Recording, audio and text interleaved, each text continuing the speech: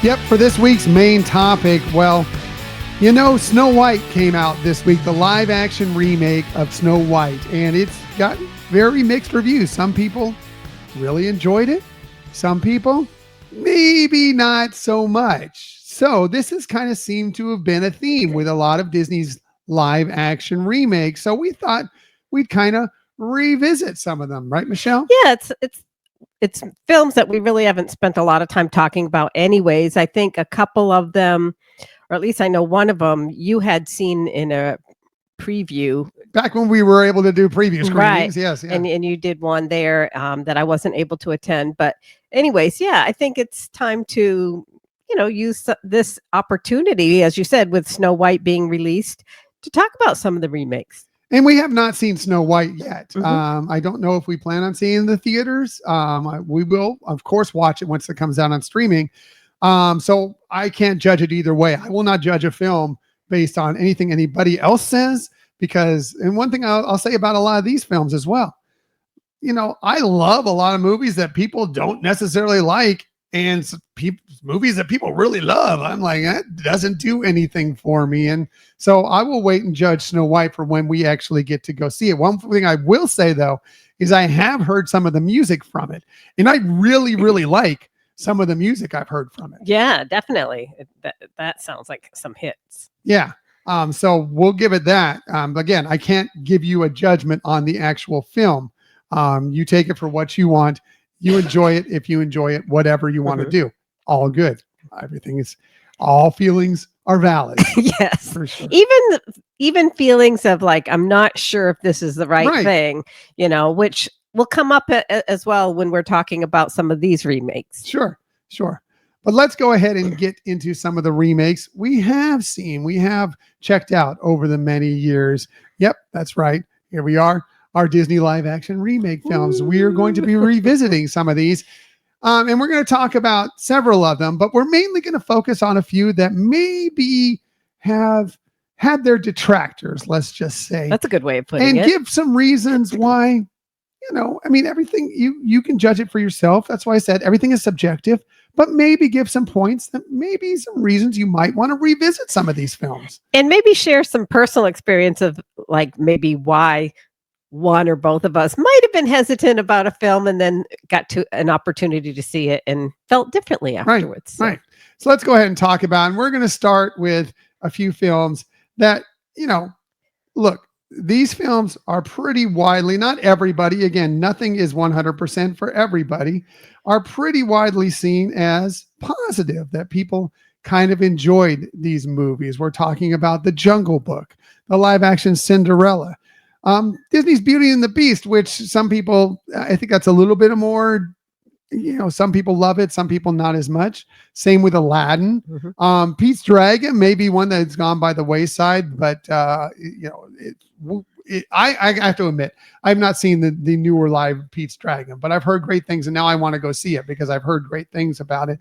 And we don't have it here on our slide, but also I need to throw in there the more recent, the live action, The Little Mermaid, which we did see, and we thought it was really, really well done. Yeah, that's true. That should have made the slide. Sorry about that. Doesn't matter. All things good. But I think, is there anything you want to say about any of these films? I mean, like I said, I think that widely across the board, more people than not enjoyed those live action remakes. Right. Yeah. And I think more people were excited to go check them out to begin with. And like you said, had a more broader base of people appreciating them. I think it was interesting, to start seeing some of the more high-tech CGI and techniques that were being used and seeing, maybe some people were like cautious about that and then finding out, hey, this may be not all that bad.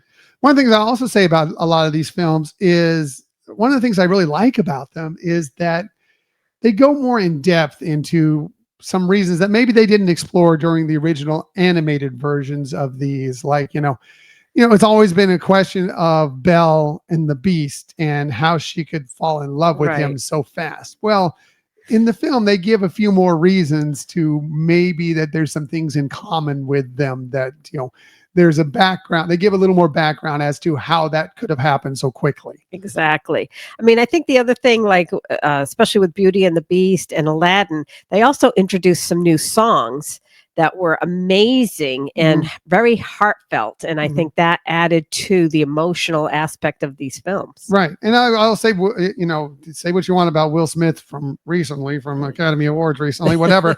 One thing about Will Smith is I thought he played a really, really good genie. I mean, he's not Robin Williams. No one's going to be Robin Williams ever. Right. But he played a really, really good genie. I thought he was very good in that spot. Yeah, and that had to be kind of a daunting role to accept because you know that everybody's image of the genie is of love for Robin Williams. So that had to be, like I said, daunting to say, how do I do this that it's me, but it also is respectful of the original. Right. Exactly. Exactly. So, yeah, I enjoyed all these. Like I said, we haven't seen Pete's Dragon yet, but I think we need to put that on our watch card here sometime very, very soon. Because I love the original. And that one was kind of corny, but I'm excited to see, especially with great reviews, see what the newer version of it was like. So let's go ahead and move on to some of the ones that maybe didn't get the best reviews or looked upon in different ways. I think we're going to do this kind of through a timeline of going back to some of the first ones, right, Michelle? Right, the release order. Yeah, release. That's a good way to put it. Thank you. Chronologically, and we're going to start with 101 Dalmatians, the live action remake of that film. Michelle, what do you have to say about that and what you appreciate about that film? Well, I'm not sure that this was one that I was enthusiastic about seeing. I like the original, obviously, and I think that's going to be one of the common themes.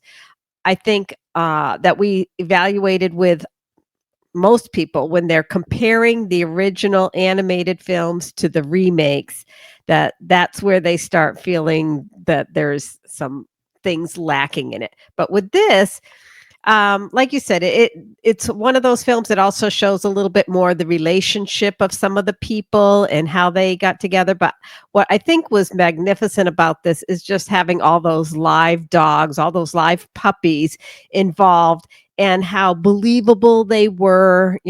Obviously they were trained to be able to do certain things, but how believable they were in the storyline. Right. I mean, this is a little bit before. I mean, CG was starting to make some approaches within the industry, but it was not quite there yet. And so there is a little bit of CG in there at a couple spots, but mostly these are actually animal actors. Right. And I love that part of it. And I thought that they were really, really good because, like a lot of these films, and we're going to talk about a couple here at least, where they actually have the animals speaking, and so you're getting, not only that performance, but you're also getting them talking and saying all the animals' reactions and their emotions had to be expressed by animal acting. And I was actually really, really impressed, especially with Pongo and Perdita, of how well they played their roles and they were able to pull off, get that, express what they were feeling. Right, exactly. I thought it was brilliant how they did that. And,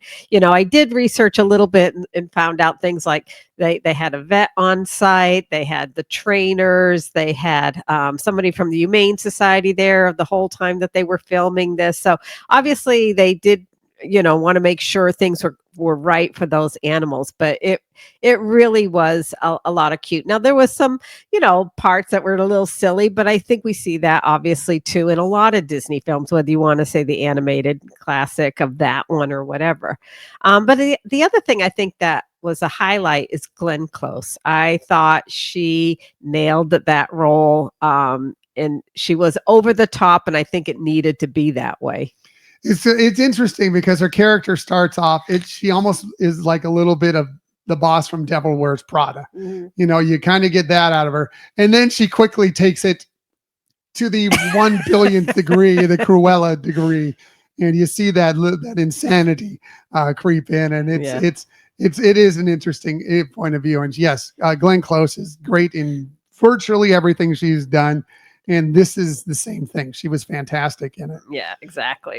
As far as the silliness, I totally got, and obviously some of the silliness was kind of it was that Home Alone vibe. I mean, there's a little bit of that going on A throughout lot this of that, film. Yeah. actually. Yeah. Maybe taken a little too far.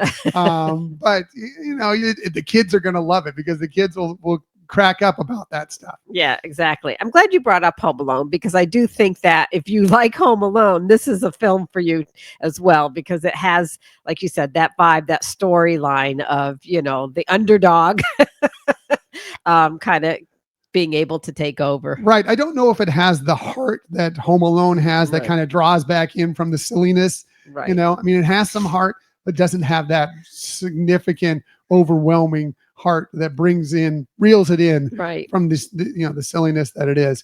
But again, I feel because of the animal actors, because of Glenn Close, because the kids will love it. And I'm going to say this about these films too.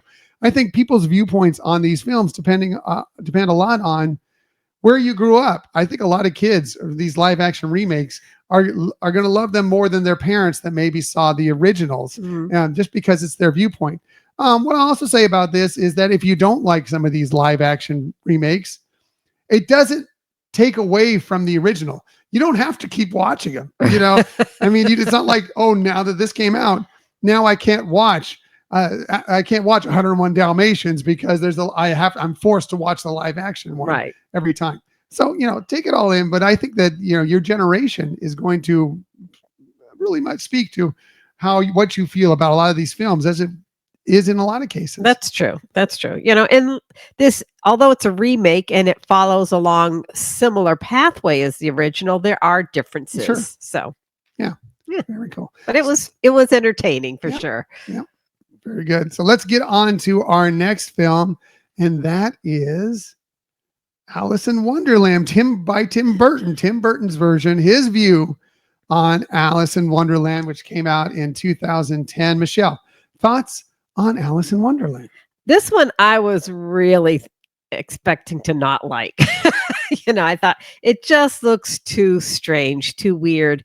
And I can appreciate Tim Burton, but that's what I thought. But when watching it, I was blown away. I really enjoyed the characters, how they portrayed the characters. I thought there was more personality into them. And the fact that it was not just, okay, she's going from this character to that character, like in the animated film.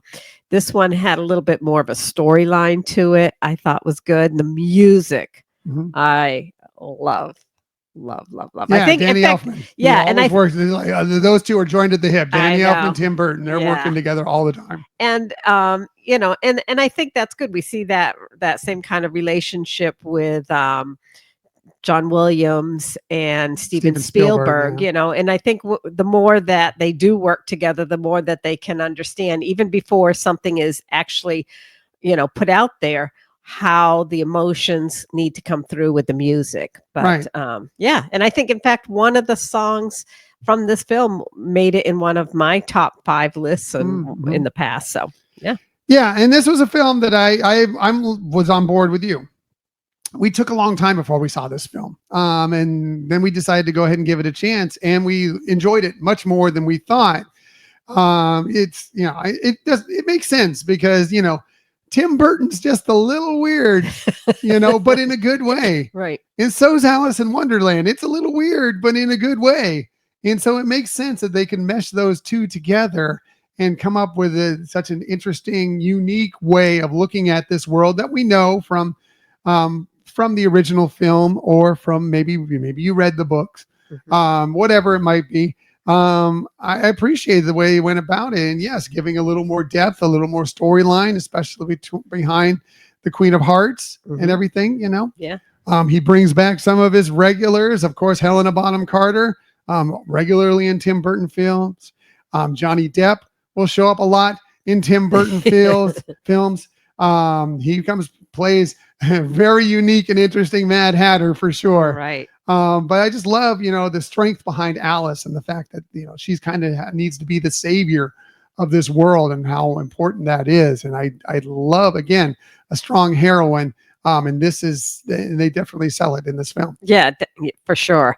I did run across in an interview that Tim Burton was talking about what his thoughts were when creating Alice. And he said, I wanted to make her into a character I could identify with, quiet, internal, not comfortable in her own skin, not quite knowing how to deal with things, being both young and having an old soul. Yeah. And I thought that really did come through, Agreed. and, from things we've read about or heard about with Tim Burton, it does sound very much that's the kind of personality he has. So it's kind of interesting that he brought that into this character. Very much so. Yeah, it was, like I said, it was enjoyable. I liked that. I like the fact that yes, Alice is there and she's being relied on to help kind of save this group of interesting individuals from this world. Yet she is still, a young girl, and trying to take on this responsibility, yet, having this sense of wonder and nervousness about it all comes through very well. Yeah. Yeah. I have a couple other interesting, fun facts, let's say, maybe not so interesting about the film. First off is, you may know Sterling Holloway voiced Cheshire Cat in the original 1951 version. Stephen Fry did it in this remake. And both of those voice actors also voiced Winnie the Pooh during their careers. It kind of makes sense. They would have that sound. Yes, yeah, that same kind of quality. The other thing is that this film, when it was made in front of green screen. So, it put more on the actors to have to visualize what was going on. What I've read is that they did feel that Tim Burton was good at that. But from directing perspective, from Tim Burton's perspective, is he really couldn't see anything but the green screen when he was. So it wasn't until, really post-production that he could really make sure this film was coming alive the way he had envisioned it. Well, I mean, that's good because he started as an artist at Disney. So, true. That fact that he kind of can have, there's no question about it. Tim Burton has a very interesting visual mind. You can tell that his world that he sees, is unique and different, and it fits perfectly with this so much. I definitely a film that you should revisit if you didn't. The second one, Through the Looking Glass, maybe not as much. That one, I don't know why it didn't quite strike the same chord. I mean, a lot of the same characters and everything involved with it just didn't work as well. But at the original Alice in Wonderland remake, I think is worthy of it. You giving it another shot if you either haven't seen it or if you have and just don't remember or didn't enjoy it quite as much. Right. Or if you're skeptical about it, like sure, I guess we both it took us a while. One. Yeah. I think it was when we started to watch some more Tim Burton films, and we decided let's give this a look and see what it's like. Exactly. Speaking of Tim Burton films, let's go ahead and get to our next one because this is one that is very up in the air. It's literally, that was not intended. That was totally not intentional. Sure. Literally up in the air. From 2019, Dumbo is the film. This is the one that you were mentioning earlier that I got to see. Unfortunately, you cannot break away from what you had. You had responsibilities, but I was able to go to a screening of it before it actually aired in theaters. This is back in the day when I was working for a radio station and I had ties to a company that would give screening so you could write reviews on it. And at that point, we were able to do that. Unfortunately, we don't have that right now. Maybe someday again, but right now we do not. But yeah, so I got to see this ahead of time. And I had mixed feelings on this film. There are parts of it that I really, really enjoyed and parts of it that I think fell a little flat. But one thing I think everybody can agree on is, man, that Dumbo, that CGI for Dumbo is one of the cutest things you will ever see come across a movie screen. Oh, for sure. Definitely. The eyes, how expressive they are, the face is just adorable. They definitely nailed getting an adorable character image there, for sure. And the thing about that is because he's so adorable, you root for him. You want him to get through this, get done what he needs to get done. Now, again, I feel that there are a couple flat spaces in the storyline, but man, when it finishes out, I think the third act is pretty strong. And again, you are cheering for Dumbo by the end of this. That's what I really, some of the things that I really, really enjoyed about this film, for sure. Yeah, I have to say, this is one that, for me personally, the previews that I would see or trailers, I didn't feel that the characters, I felt the characters looked a little over the top, and I thought, okay, Tim Burton over the top. And, is it going to be like Alice in Wonderland, which I didn't feel Dumbo should be like that. And so it took me a couple years to really decide that, okay, yeah, let me take a look at it. And I was actually really pleased with it. I definitely was judging a book by its cover. And as I opened it, I feel like, yeah, it was really a cute movie, a good movie. And like you said, I think it had heart in a different way than the original one. Mhm.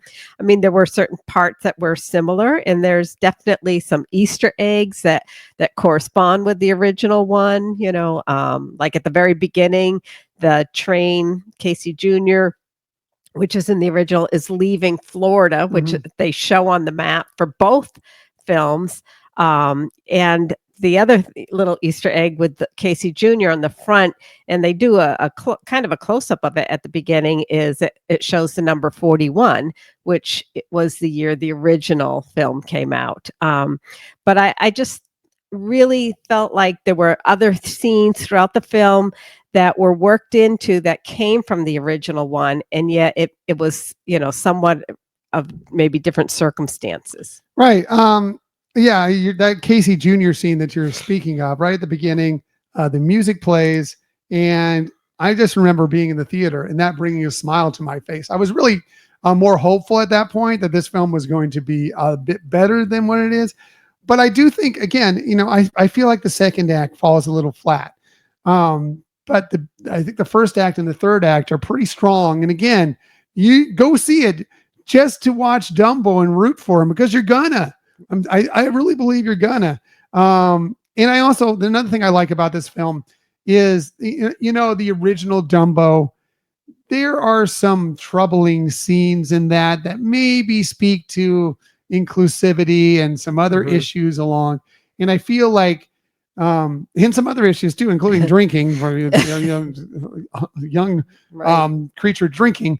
I feel like that they were able to get through that and tell the story still without having those issues, and even worked in the pink elephants Right. in a way that made more sense, or maybe was better than underage drinking Right. for a reason for why we're seeing these elephants. True. No, it was beautiful too on the screen.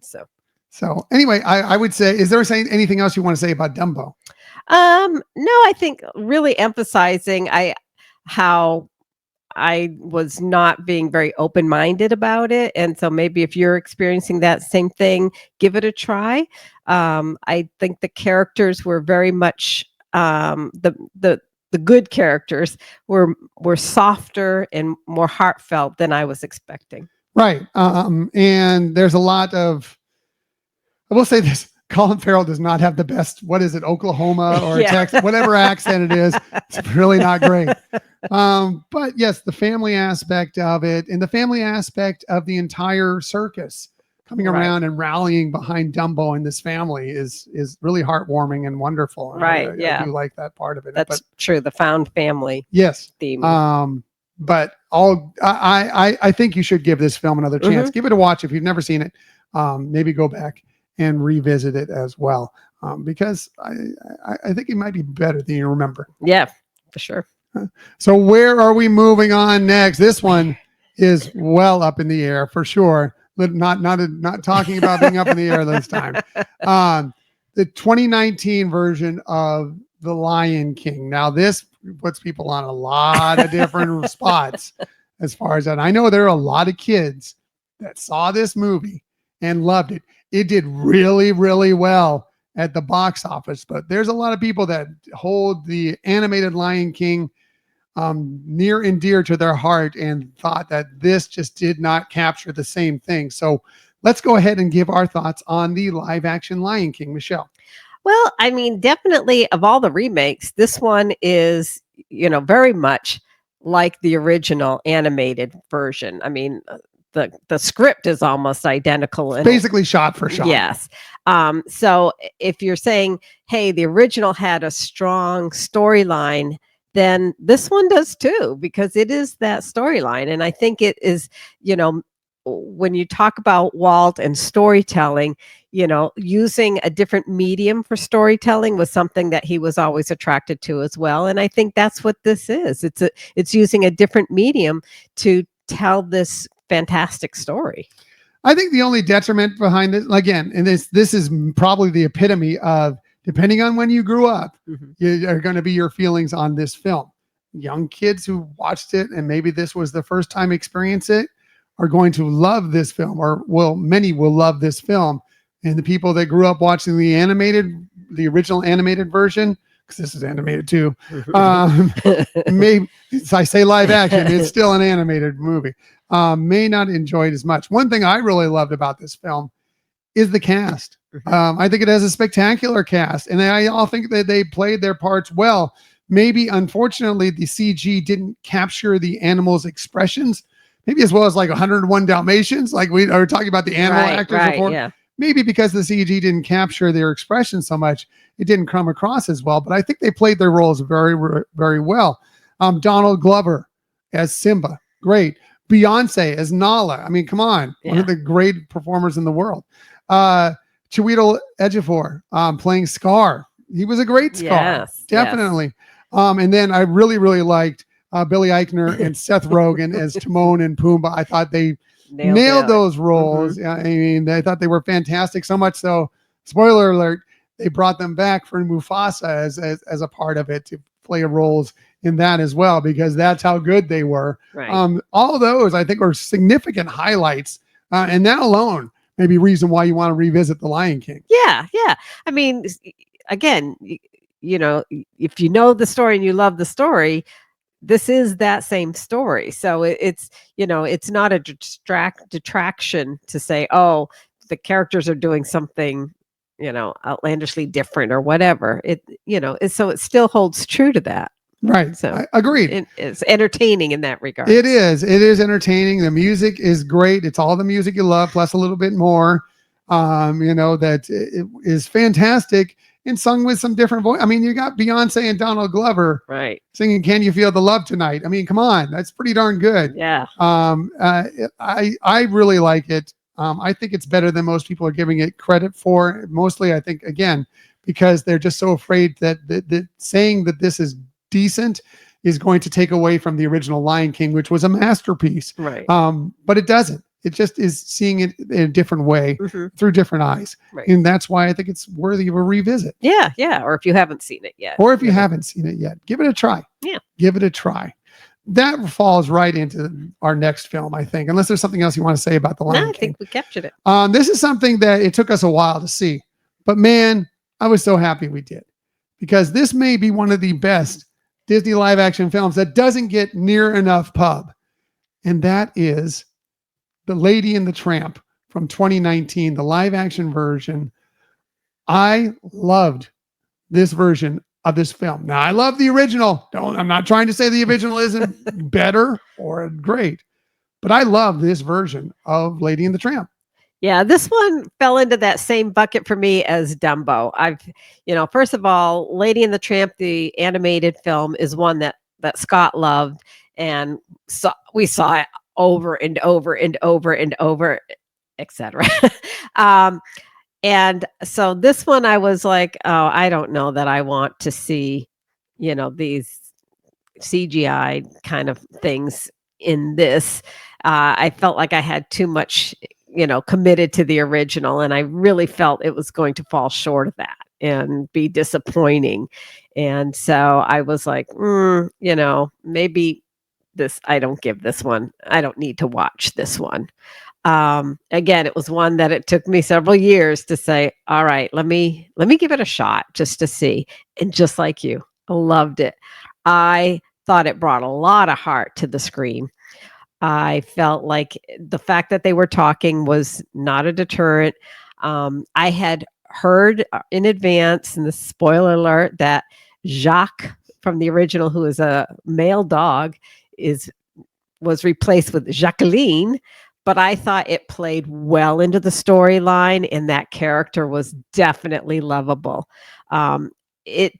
I think the other thing that I noticed about it is that some of the little statements or jokes, maybe not kids, maybe would not have been understood by kids, but I thought that was a good way, if you're taking your kid there, that you can be entertained. And I did chuckle a lot. I remember chuckling a lot through this film Yes. with some of Me too. I thought it was very, lines very and funny. actions. Yeah. Yes. And so I thought, wow, if I had to take if I had to take a kid to it, it would be entertaining in a different level for me. And I'm not saying anything was, you know, inappropriate. It was just some forms of humor that would have probably gone over most kids' heads. Right. I love, and we've already discussed a little bit about this, the CG of the Lion King, but also the live action dogs from 101 Dalmatians. I love that they actually used more of the actual animals. Like, the actual animals were acting through a lot of this, and sometimes they didn't speak at all, and you could get those expressive moments from these animal actors. But then also they can embellish it with just a little bit of CG to make their mouths move when they're speaking and make it believable. And I thought they pulled it off significantly. It stays true to the heart of the Lion King, Lady and the Tramp. And yeah, it was funny. It was emotional. It was beautiful. It was well shot. I think maybe because it was a straight to Disney Plus release, that maybe it just kind of got buried in that. Plus the stigma of being, the live action remake. But this is one, if I'm going to recommend one over any of these that we've just talked about, that I think you need to go back, and if you haven't seen it, or if you haven't seen it in a while, since 2019 when it came out, that you should revisit, because I think you might enjoy it. We really did. We will be rewatching it. I'm telling you that definitely. right now. Yeah, for sure. 100%. I couldn't agree more with everything you just said. Definitely would recommend, and again, even if you're, feeling a little skittish about it because you really like the original, I believe you will still like this. It has much of the storyline, but it's not word for word. It has, some things that were substituted. There was some, like what you talked about before with issues of inclusion, some things that may not be as appropriate. And they were, rectified in this film. And I thought in a great way, you still had the same kind of, villainous kind of vibe with some of the characters. And oh man, the dog catcher. He was obviously a villain in the original, but man, he is a really good villain. Yeah. In this one. Yeah. And then it's funny how they had different people react. Like some bought in with him for sure, and others, maybe not so much. But Aunt Sarah and her pet cats and things like that. I just it was all well done. Obviously they held true to some of the important things of the original one, and just some of the nods, like having the fact that Lady was presented, when she was first presented by Jim Deere to Darling, was in a hat box, and which, as we've mentioned before in this podcast, was something that really happened in true life with Walt and his wife, which is how he presented their pet dog to her as a gift. And so I thought it was just really nice touches. Some of the music definitely brought in the same feelings that you had with the original one. And it, you do get to see more faces of people that you don't necessarily see in the original film, where you just kind of see legs and feet and people moving around that way. This, you get to see people, and I thought it was so well done. Yeah, agreed. Again, if there's one film that we're talking about today that I feel you need to take a look at, that's the one. Right. If you're only going to see one of these, that's the one, at least in our opinion. Again, everything is subjective. You may see it and like, what are they talking about? It's not good at all. But that's our feeling on it. Yeah. Any others you want to touch on and You mean other remakes? Yeah. Well, I think one that we're probably not going to highlight because it wasn't necessarily a big thing, but I do think, when especially we talk about Tim Burton, who had, his very early on career was a Disney animator, is the remake of his film Frankenweenie, which, was the film that he first made for Disney when they were looking for kind of more content, and they just didn't get it. And that was kind of the last straw with him with Disney, and there was a need to part ways at that point. So I was glad that they brought that back, and it still holds a lot of the same kind of feel, and it's a little bit more expanded storyline. But I thought interesting that's the one time that it is from a live action to an animated remake, right? Right. So, but anyways, it was. I think that one was worthy of talking about. I mean, obviously the ones that you mentioned at the beginnings that were kind of big hits as well. And I felt like there was another one, but maybe I just want to talk about a couple that were kind of others that maybe have had some issues and give you maybe we didn't feel it was good enough to include on this list, but some reasons why you might want to watch them. Let's talk about Mulan a little bit, which is not one of our favorites of the live action remakes. It did get decent critical reviews, but the actual viewer reviews were not very good on it. But one thing I'll say about Mulan is that the cinematography and some of the action sequences are really, really good. And these stunning views of China and everything. It is a beautiful film. If I feel like some of the storylines that they twisted from, or they took different, they decided to go different directions from the original, I was not a huge fan of. There are reasons to check that film out. And again, it got pretty good critical reviews. The other one is Maleficent, which is kind of, it's Sleeping Beauty, but told from a different point of view. And that's kind of what I like about it, is that it's told from a different point of view. It's basically told from the villain's point of view. It's told from Maleficent's point of view. And Angelina Jolie, I think, is spectacular in that role. And I do think that, it does, while not excuse what she's done, it gives you a little bit more of okay, I can understand the feeling behind why she's acted the way she's acted.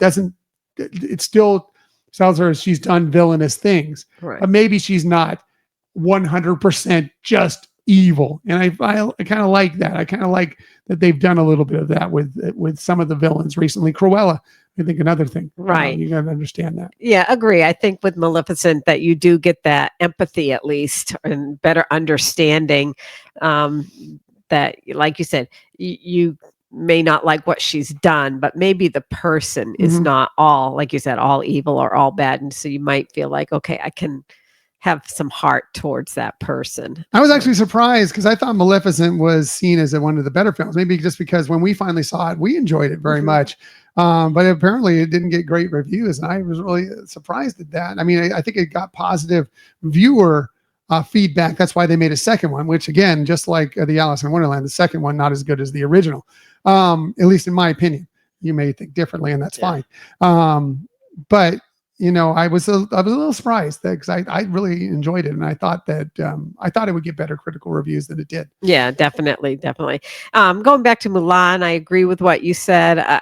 From my perspective, I was expecting maybe more of the original storyline. I remember being very excited and anxious to see it. I think at that time we actually did what Disney Plus was offering at that time, is as it was being released in the theaters, you could also instead pay an additional amount of money and watch it at home. And we did that. And I think I was expecting more from my point of view. I'm not saying it didn't live up to it, but it wasn't what I was expecting. And so I think that's more why maybe I didn't care for it as much. But I did appreciate some of the things you brought up. It just didn't strike. There were some story changes that they put within it that didn't strike complete chords with us. But again, I thought it was a beautiful, beautiful film, and maybe worthy of a revisit. Yeah. Maybe we just, our first impression was very good. Tainted. Anything else you want to bring up? No, I mean, I guess maybe just to say, a nod to some of the remakes that have happened over the year that were way in the past, like The Parent Trap. Right. and Freaky Friday, Yes. things like We'll that. have Freakier Friday coming up this year. Right, Yeah. right, coming up later in the year. Yeah. So I mean, I think remakes have been a part of the Disney history from time to Young time. Lindsay Lohan as the queen of the Disney remake early on. I know. But yeah, and so I think it was fun being able to kind of revisit some of these topics. Yeah, it has been. And again, I hope, I mean, all judgments are valid. I've already said it, and it's true. You can take these films for what you want. Just know that, again, having these remakes come out doesn't mean that these originals go away and you'll never get to watch them again. They're still there. You can enjoy them, and you can appreciate the new ones too, even if it's just small aspects of it. So do that.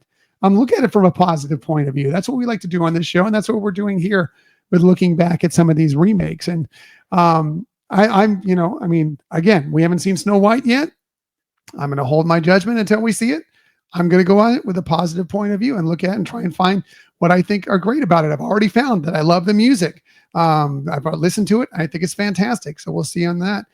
Lilo and Stitch is the next one that comes out after that. I'm telling you, whatever the Disney marketing is doing, because we were on the fence about it to begin with, Right, and whether we were going to go see it. Now I think we have to go see it because it looks amazing. And we've been concerned with Disney marketing recently for some of these films, but man, they've nailed it with Lilo and Stitch. It looks great. I'm very excited for that one. Yeah, I mean, that one's getting positive vibes from everybody in social media, which is really nice to see for a change as well. I guess the other thing I would say about us talking about this is, yes, we do like to come from a positive perspective. You're probably much more open to that concept before you see something, whereas I'm a little bit more judgmental. But I think to let our listeners know that it's not like we love everything or trying to say I'm that just talking about we didn't like Mulan that much.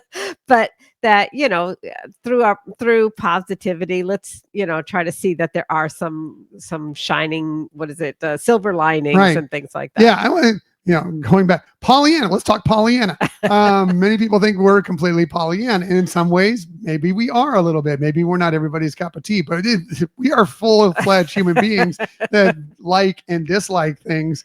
We just have decided that this show we're going to focus on the positivity, and because Right. you get enough negativity out there in the world, you don't need that from this show. You don't need us to bash anything. Yeah, and I feel that's a good way to live life: is be as positive as possible, be as kind, share your smiles, be as positive as possible, and that's what we aim to do on this show. Exactly. Yeah. So that is our revisiting Disney's live action remakes.